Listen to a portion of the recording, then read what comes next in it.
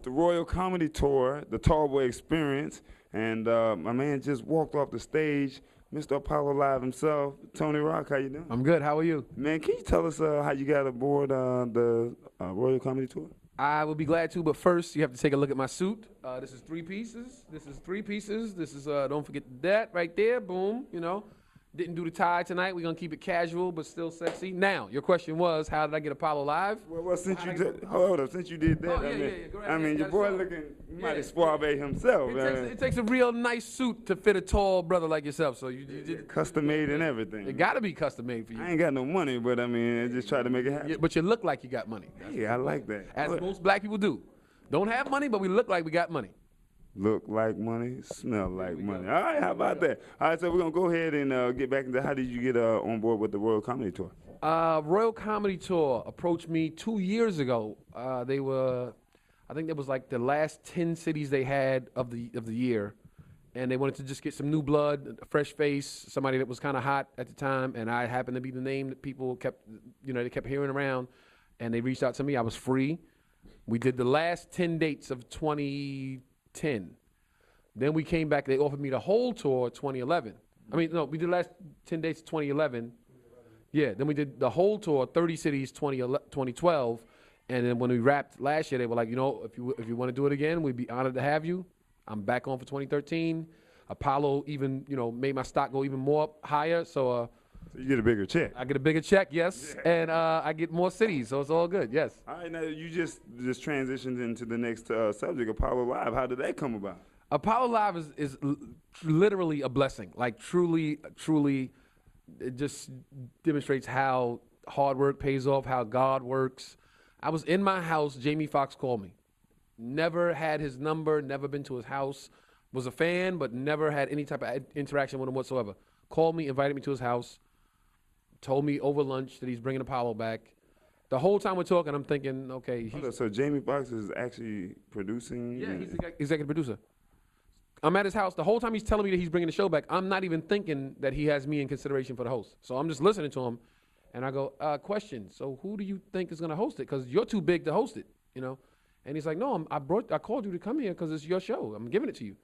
And I'm like, okay, what do I have to do? Who do I have to call? What do I have to audition? No audition, no phone calls. I'm executive producer. It's your show. Do what you want to do. Do you. That's power moves right there. That's power, yeah. Okay. Yeah. Can you buy that? You can't buy that, no. You can't buy that. Now we've seen you on BET Awards. You were hyping it up. And so talk about the experiences. What's been the best experience about the show? About BET Awards? No. About the Apollo Live. Oh, just being in New York. I'm a New Yorker. I'm from Brooklyn. To be able to go back to the most famous stage in the world and be the ringleader as opposed to the guy that was sitting in the back row the last time I was there. Now Michael Jackson, James Brown, Luther Vandross, Anita Baker, Gladys Knight, Bobby Brown, Belva DeVoe, New Edition, you name the urban artist, they perform there. So instead of you being at the top of the Raptors at Madison Square Garden, you're down there on the floor right next to Spike Lee. My feet are firmly planted on the stage, yes. I am the new face of Apollo. It's a blessing. Okay, now your first winner was Reginald Spencer. Yes. Talk about that experience because nobody was expecting that at the end. Yeah, we didn't know.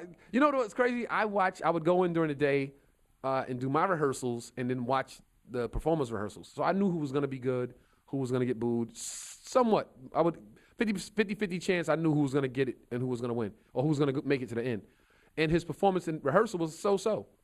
And then he came out when the audience was there and took it to another level. And that's what you got to do to make it in like entertainment. When the lights are on, you have to go up to another level.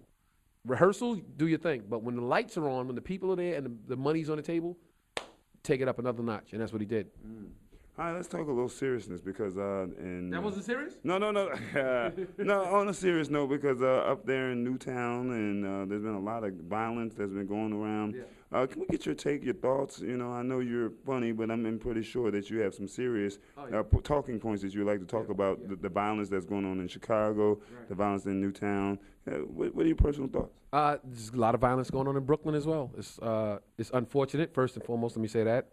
I think that when people feel a sense of they don't have anybody looking out for them, or when people feel like they don't have, let's just say young black youth, when they feel like there's nobody in their corner, especially men, young black men, there's nobody in their corner Nobody supporting them. Nobody patting them on the back when they do good.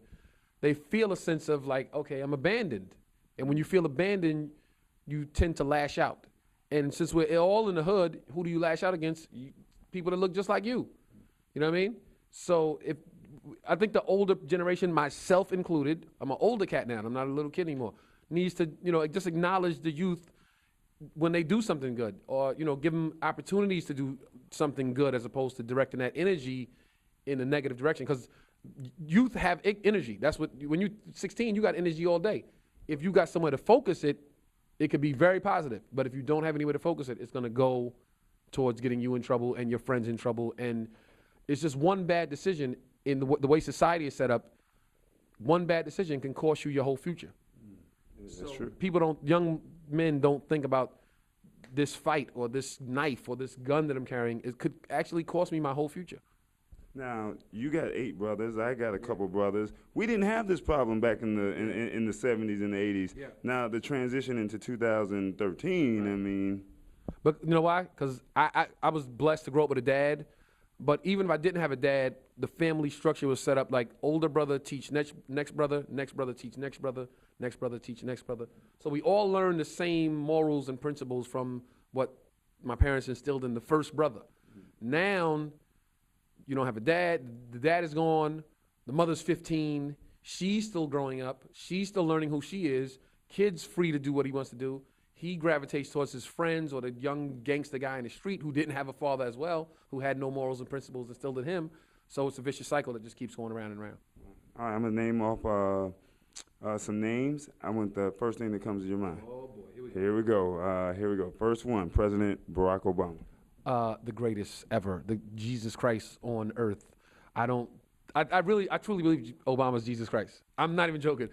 Name me another black man that ran for office. You know, if you run for office in this country, they're going to try to find some dirt on you. You couldn't find no dirt on a guy that grew up in the south side of Chicago. He's Jesus Christ. He is Jesus Christ. The LA Lakers. Struggling. D'Antoni didn't work with Carmelo, didn't work in Phoenix. What makes you think it's going to work in Los Angeles? New York Knicks. New York Knicks back on the map, strong. New York is NBA is always better when the Knicks are good.